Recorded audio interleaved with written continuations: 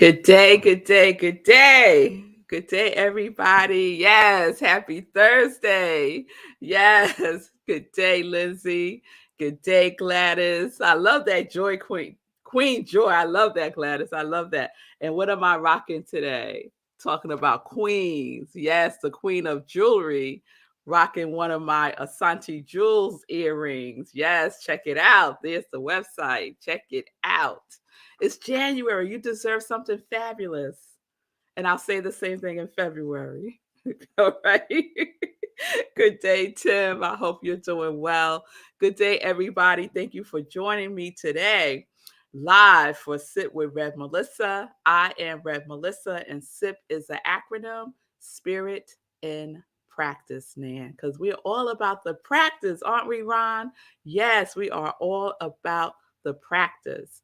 So this week, we are in our Discontent series. And it's very interesting to me the feedback I'm receiving from some of my close girlfriends. It's really, they're like, girl, you okay? Why are you doing a series called Discontent? Are you unhappy? Like, what's happening? And I'm like, everything is okay. Everything is okay. Are you watching? Are you watching the show? Are you watching the show? And some are and some aren't. They're just going by the title or skipping through it. So this is what I mean by discontent. This is the definition: a restless desire or craving for something. And then we're building on this definition with the definition that Willis Kinnear speaks about in the 30-Day Mental Diet: divine discontent. Divine discontent, right? He said, a never ending urge to be more of what you are. A never ending urge to be more than what you are. And this is a good thing, right? That divine urge to co-create, right? The ever expanding good. That is what life does. Life with a capital L is seeking to express its ever expanding good. Never ending, eternal, infinite, ever expanding good, right? So if we could hold discontent in that vibration, right? Now, let me be clear. There's nothing wrong with feeling sad. Nothing. It is a feeling and it's an emotion. And our emotions are necessary and needed to provide us with information, right? It's communicating with us, right? So you can feel sad, right? You can feel sad and you can feel happy. The bottom line is it's information, right? Feel your feelings. If you're feeling discontent, feel your feelings of discontent. And so that's what I'm feeling, right? It's not who I am. That's how I'm feeling. I'm feeling that there is a urge. I'm feeling the urge to express more of who I am. And for me, that's good news. And I also hold it as good news because I know that if I'm feeling this way, I know that some of you are also feeling similarly, feeling that divine urge to express, no longer satisfied with the status quo that we may have been living. And it may be time to disrupt some things in our lives so that we can expand. So that we can expand. And then I also shared Gandhi's perspective about discontent. And Gandhi said, healthy discontent is the prelude to progress. The prelude to progress. So we are making progress, right?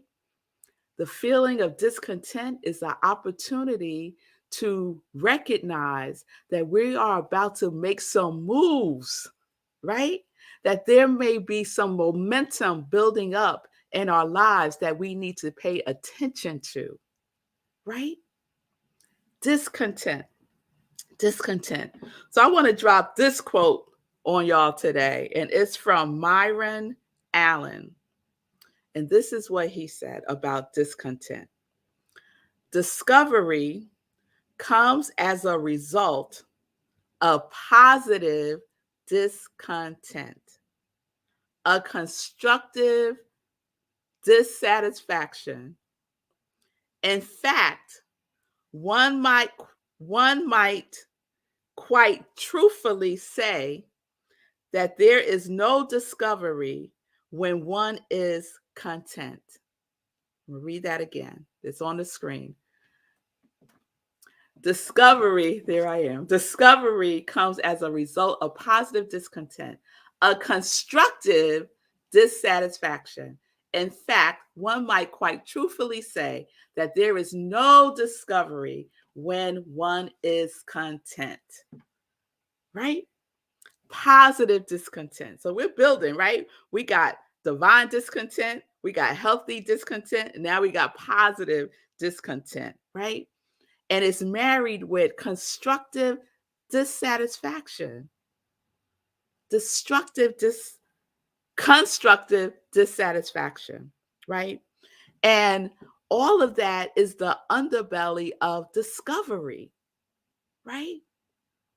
It's a time of discovery.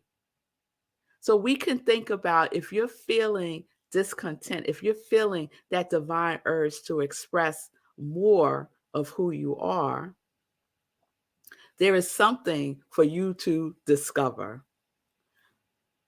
There is something for you to recover, right?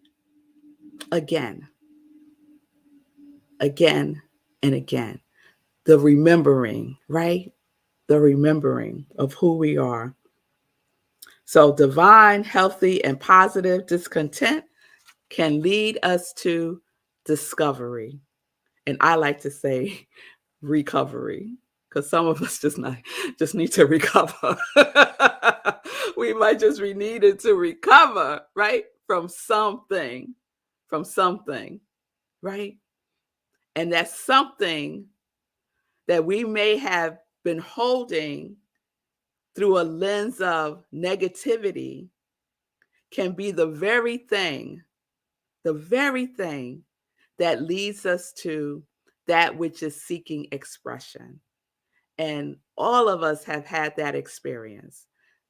Going through a struggle, right? A super duper challenge, right? Just feeling like, why am I going through this again? Right? Why is this happening to me again? Right? And then when we look back, we could see that we discovered so much. We learned so much about ourselves. And we could see how that situation was a stepping stone, right? How it supported us to move, right? To move. Because some of us are stuck. We're stuck, ignoring the urge, ignoring it, right? Moving from the status quo requires movement. And I love how Willis Kinnear talks about it, right? In day 20 yesterday, which is still lingering for me, but I have moved on. I have moved on to day 21. Stimulating, dynamic, and creative, constructive thinking and action. So when you're feeling discontent, right? It's an opportunity for us to shift, right? Be very clear about our pattern of thinking, our habits, right? Or all of our sheep together, right? Or do we have some destructive thinking going on that's wandering all the way over there across the field that we need to gently gather back and recover, right? Yes, Lindsay, that's a really good example. Lindsay wrote, the butterfly feels discontent in the cocoon and breaks free. The baby chick feels discontent in the egg and cracks it open. Absolutely. Absolutely. And we feel discontent. We do. And that divine urge is seeking to crack open within us so that we can express more of who we are. Things need to fall away. Things need to fall away. For the butterfly, it's the cocoon. For the chick, it's the shell. And for us, what is it that needs to fall away? What is it that is ready to be shed? Right? And only you can answer that question. I don't have the answer for you. I only have the answer for me. I could support you in discovering the answer that resides within you, right? But each one of us is on our journey. Each one of us is on our journey. So I want to share something that Willis Kinnear writes in the 30-Day Mental Diet for day 21. And it's under the subtitle, Love is a Magnet. So day 21 is about using the power of love. And then the subtitle is Love Alone Makes Life Worthwhile. So this is what he says under Love is a Magnet on page 98, if you have the book. The important thing is not to struggle against undesirable experiences, which evidence a lack of expression of love, but instead remold them by remolding your thought so that it is a complete embodiment of love. You start with yourself to change the world about you. Like does beget like. I'm going to read that again. The important thing is not to struggle against undesirable experiences, which evidence a lack of expression of love, but instead remold them by remolding your thought so that it is a complete embodiment of love. You start with yourself to change the world about you. Like begets like. So when we're in discontent, it's nothing for us to struggle against. It's not something to ignore, right? It's there for our benefit. It's there for us to use in a constructive way. It's an opportunity for us to maybe get in realignment with our quality of God that we are all embodying for 2022. Because like begets like, right? My quality, my overarching quality for 2022 is wholeness, right? So if I'm struggling, if I'm seeing wholeness as a struggle, then what am I begetting? More struggle, right?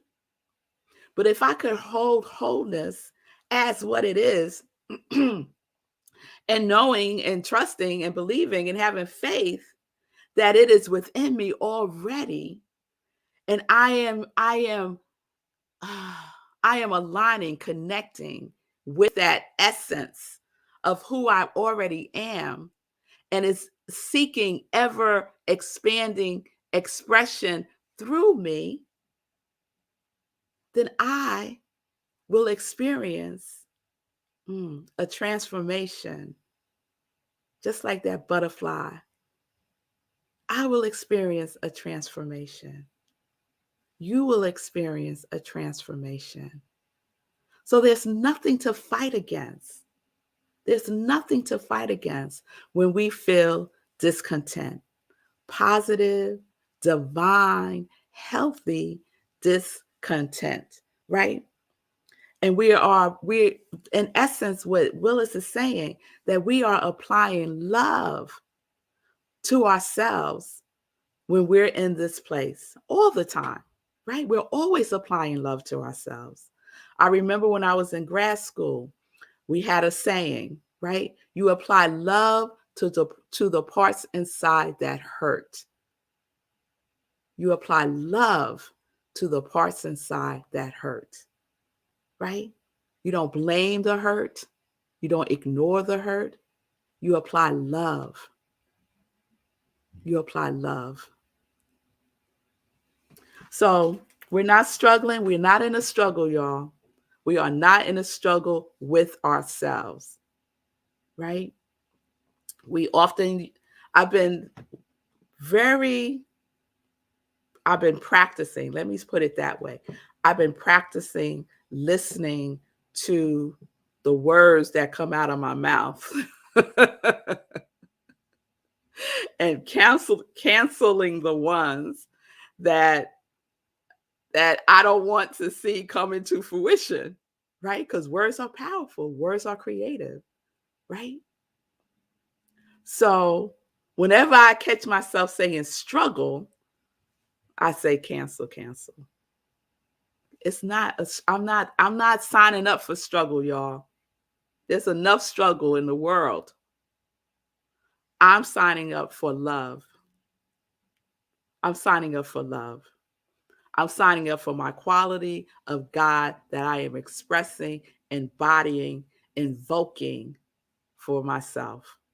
And the invitation is for you to do the same for yourself. So if discontent is present, welcome it. Welcome it as a friend, because there is something within it for you to discover again. It's not going to be something that's foreign to you. It will feel familiar, like that urge. Like that urge. It will be that thing that your soul said yes to before you came into this physical form and forgot. So I am loving discontent. All right? I am loving discontent. So that's where we are today. We are using discontent to mold the discovery, right? Like begets like. What are you begetting in your life, right? It's your quality as an example, as an opportunity to hold, to mold, and to experience as the truth of who you are already. So we're going to wrap up discontent tomorrow. Yes. All right, y'all. Yes. Thank you for the hearts. And yes, all of your comments. I so appreciate you, Nan. I so appreciate everybody's comments. Thank you for being with me live. I think it's time to get into some joy news. Let's do that. So, joy news. This Sunday, Living Life in Joy, 10:30 a.m. My special guest is Susie, and she is the creator of Nutritional Solutions. And last night, Susie bought it. We call her Susie. Her first name is Susan, but she goes by Susie, y'all. It's all good. She bought it. We had our Power of Community last night, part of our Hour of Power Wednesdays. And she spoke about, conscious eating, using your intuition. I thought this was profound. Using your intuition as a guide for what you put into your body. Because you get ready to eat something, that little voice says, girl, you're not supposed, don't eat that. You know what's going to happen after you eat that, right? That's your intuition telling you. But we go on ahead and eat that box of that bag of Brussels. But I haven't done that, y'all, in a really, really long time now. But it was great. So if you missed it, you missed it. Well, not really. Let me not say you missed it. If you missed it, you have an opportunity to join Susie. She's starting a restart program on February 7th, and you can hear all about that this Sunday on Living Life in Joy, 10:30 a.m. Eastern Time. Okay? All right. Right after, we have SIP at Rockland CSL, and it is Practitioner Sunday, and they will be talking about their journeys. They'll be talking about their journeys as the proof of God. So that's our topic for Sunday. I am the proof of God, and we certainly are. Save the date. February 16th is our next meditation with the full moon for 2022. We are doing full moon meditations only. And that 11 o'clock is probably going to change because it's not in alignment with, me going to bed early. So that's that will change. I'll let you know what the new time will be, but it will be earlier. It will be earlier. And it won't be 4 a.m. Y'all know we started meditation with the moon 4 o'clock in the morning in 2020. Look at my producer. He's so fast, y'all. Look at that. TBD. Yeah, to be determined. Okay. So, but keep the date, February 16th. And speaking of producer, let me check in with him. What's happening? Hey. So, for the people out there watching, Rev Mel and I were trying to figure out if we were going to read the same passage from the 30-Day Mental Diet today. Nope. We didn't read the same passage from the 30-Day Mental Diet today. No overlap. But it's funny, because I wasn't quite filled with the reading from the 30-Day Mental Diet, I went to search for other things in my morning practice. And I read something from The Science of Getting Rich, which is the book that I read in my podcast. And I read this, which kind of overlaps. It says, the moment you permit your mind to dwell with dissatisfaction upon things as they are, you begin to lose ground. You have to lean into gratitude instead. We got another D word that's very similar. Dissatisfaction. Yes, dissatisfaction. Mm-hmm. Yes. That D-I-S, right? Mm-hmm. Away from. Right. Yeah. And lean into gratitude. Always. Lean into gratitude. Be grateful for discontent. I am so grateful for discontent. Yeah. All right. Lean into that one. It's going to take me a minute to lean into discontent. Okay. Yeah. Because underneath it is something. There's something that's seeking expression. It's not there for no reason. That's the practice. Remembering that there's a reason for it. All the way back to, why is this happening for me? Yeah. You can get back to that. Yep. That'll help you shift things. Yep. It's practice, though. It is practice. It's what we do. What do you say, Sekou? Now is better than perfect? Now is better than perfect. Now is better than perfect. Yes. And it's all in the practice. That's where the perfection is. In every now moment, in the practice. What did you say, Nat? It pushes you to keep trying. Ooh, that's a whole nother sip. I'm going to put a pen in that one, Nan. I'm going to put a pen in that one. Yes. All right. All right. So we're going to wrap up discontent. Your homework continues, right? You are embracing your quality for 2022. Everyone, if you haven't given me your quality, I shut it down on Friday. You could still drop it in the comments. I'm going to give you a little window there. So put it in the comments. We're working on our quality for 2022. Mine is wholeness. I am wholeness. I say it every day, like I mean it, like I know it, like I believe it. right? And my practice is seeing everything through the lens of wholeness. And your practice is seeing everything through the lens of your quality, through the lens of your quality. So you are filtering everything through your quality. That takes some practice. That takes some practice. We don't leave nothing out. Everything is included. Everything is included. Okay? All right. So I'll see you tomorrow. Peace and blessings, peace and justice. We're living life in joy, connected to our yes.